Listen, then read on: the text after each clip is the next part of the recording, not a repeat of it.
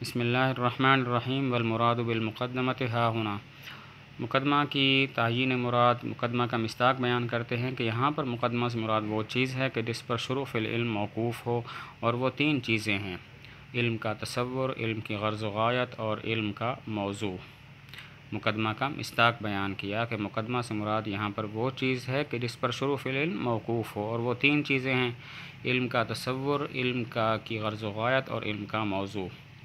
والمراد بالمقدمۃ، اور مقدمہ سے مراد یہاں پر وہ چیز ہے یتوقف علیہ الشروع فی العلم، کہ جس پر شروع فی العلم موقوف ہے۔ ووجہ توقف الشروع اما علی تصور العلم، تصور علم پر شروع فی العلم کے موقوف ہونے کی وجہ بیان کرتے ہیں۔ تین چیزیں تھیں، ان میں سے پہلی چیز تصور علم ہے، تو تصور علم پر شروع فی العلم کے موقوف ہونے کی وجہ بیان کرتے ہیں کہ اس کی وجہ یہ ہے کہ اگر اس علم کا تصور نہ ہو تو مجہول مطلق کی طلب لازم آئے گی، اور مجہول مطلق کی طلب محال ہے، کیونکہ نفس مجہول مطلق کی طرف متوجہ نہیں ہو سکتا۔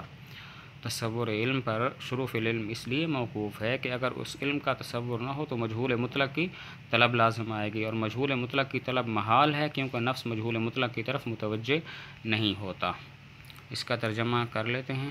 ووجہ، اور وجہ شروع کے موقوف ہونے کی، اما اعلیٰ تصور العلم، اما اعلیٰ تصور العلم، یا تو علم کے تصور پر، اس کو اما پڑھ لیتے ہیں۔ ووجہ توقف الشروع اما اعلیٰ تصور العلم فلأن الشارع، یہ سائیڈ میں لکھا ہوا ہے، اور شروع فی العلم کے موقوف ہونے کی وجہ اما اعلیٰ تصور العلم، بہرحال علم کے تصور پر، فلأن الشارع، پس اس لیے کہ شروع کرنے والا فی العلم، علم کے اندر، لو لم یتصور اولا ذلک العلم، اگر تصور نہ کرے پہلے اس علم کا، لکان طالبا للمجہول المطلق، تو وہ طلب کرنے والا ہوگا مجہول مطلق کو، وہو محال، اور یہ محال ہے، لامتناع توجہ النفس، بوجہ نفس کے متوجہ ہونے کے، ممتنع ہونے کے، نحو المجہول المطلق، مجہول مطلق کی طرف۔ وفیہ نظر، یہاں سے ایک سوال ذکر کرتے ہیں اور پھر اس کا جواب دیں گے۔ سوال یہ ہے کہ آپ کا یہ کہنا کہ شروع فی العلم علم کے تصور پر موقوف ہے، اس میں تصور سے کیا مراد ہے؟ دو احتمال ہیں: نمبر ایک تصور بوجہ ما، یعنی کچھ نہ کچھ خاکہ، اور نمبر دو تصور برسم ہی، یعنی اس کی مکمل تعریف۔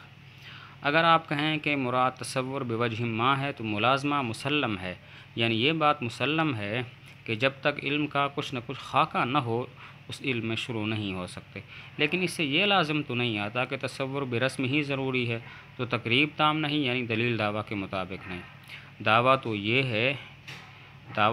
ہے کہ شروع میں علم کی تعریف ہونی چاہیے، علم کا تصور برسم ہی ہونا چاہیے، لیکن دلیل سے بات معلوم ہو رہی ہے کہ تصور بوجہ ما بھی کافی ہے۔ اور اگر آپ کہو کہ مراد تصور برسم ہی ہے تو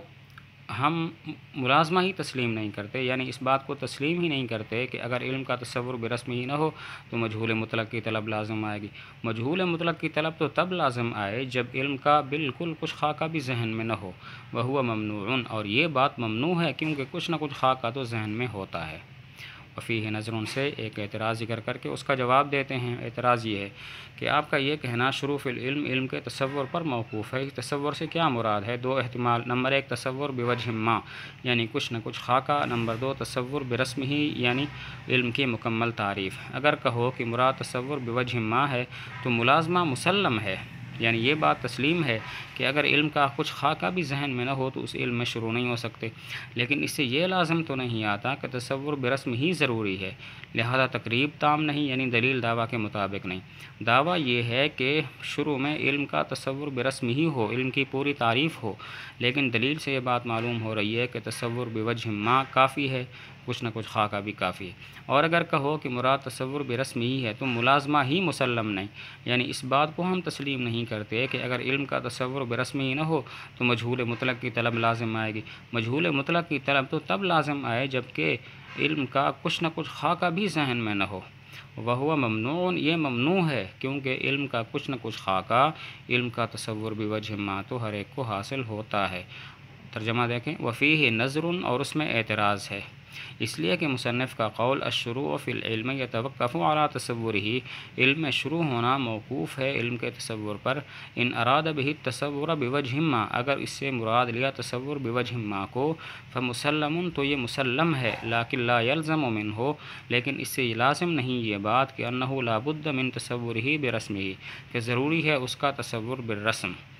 اس کی مکمل تعریف۔ فلا یتم التقریب، پس تقریب تام نہیں ہے، اذ المقصود بیانو، اس لیے کہ مقصود بیان کرنا ہے، سبب ایراد رسم العلم،